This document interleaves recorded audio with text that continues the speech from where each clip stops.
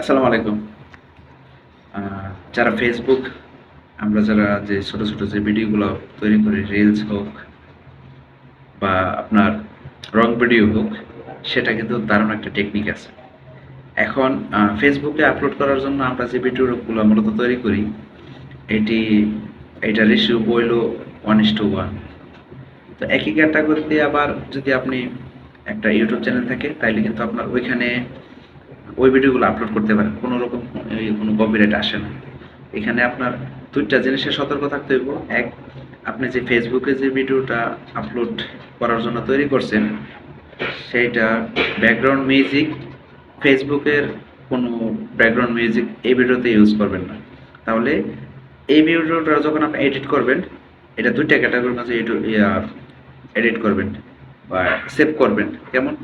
১ম যে ভিডিওটা এডিট করবেন এটা আপনার কোনো ব্যাকগ্রাউন্ড মিউজিক ছাড়া এই ভিডিওটা আপনি এক্সপোর্ট করতে পারেন, এটা ইউটিউবে দেওয়ার জন্য।